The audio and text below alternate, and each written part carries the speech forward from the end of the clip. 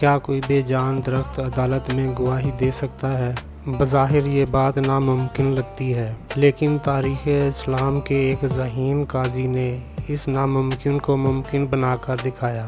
آج اردو قلم راز پر ہم آپ کو 1400 سال پہلے کی ایک ایسی عدالت میں لے چلیں گے جہاں ایک قاتل اپنے جرم سے صاف مکر گیا تھا، لیکن قاضی کی ایک چھوٹی سی ذہانت نے اسے اپنے ہی الفاظ کے جال میں جکڑ لیا۔ ایک بیوہ قاضی کی عدالت میں روتی ہوئی آئی اور ایک شخص پر اپنے شوہر کے قتل کا الزام لگایا۔ مقتول کے پاس کوئی گواہ نہیں تھا اور ملزم نہایت چالاک تھا۔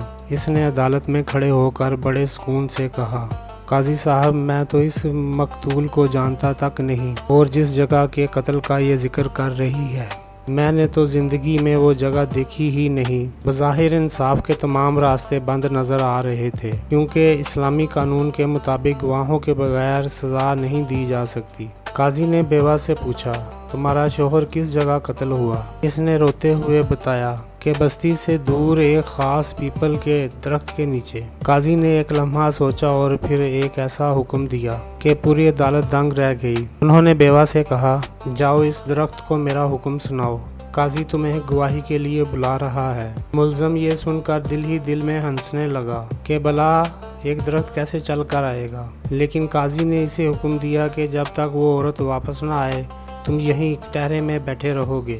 کچھ وقت گزرا، قاضی اپنے دوسرے مقدمات نپٹانے لگے، لیکن اچانک انہوں نے سر اٹھایا اور ملزم سے پوچھا، اے شخص، تمہارے خیال میں وہ عورت اب تک اس درخت تک پہنچ چکی ہوگی؟ ملزم نے فوراً جواب دیا، نہیں حضور، یہ درخت تو بستی سے بہت دور ہے، وہ ابھی آدھے راستے میں ہوگی۔ یہ سنتے ہی قاضی صاحب کی آنکھوں میں چمک آ گئی اور انہوں نے میز پر زور سے ہاتھ مار کر کہا، اے دشمن خدا، اگر تو نے وہ جگہ دیکھی ہی نہیں تو تجھے یہ کیسے معلوم ہوا کہ وہ درخت بستی سے کتنا دور ہے؟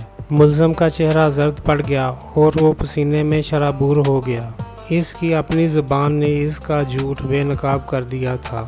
اس نے وہیں اپنے جرم کا اعتراف کر لیا اور اسے قرار واقعی سزا دی گئی۔ یہ تھی وہ دانش مندی جس نے ثابت کیا کہ مجرم کتنا ہی چلاک کیوں نہ ہو، سچ ہمیشہ کسی نہ کسی راستے سے باہر آ ہی جاتا ہے۔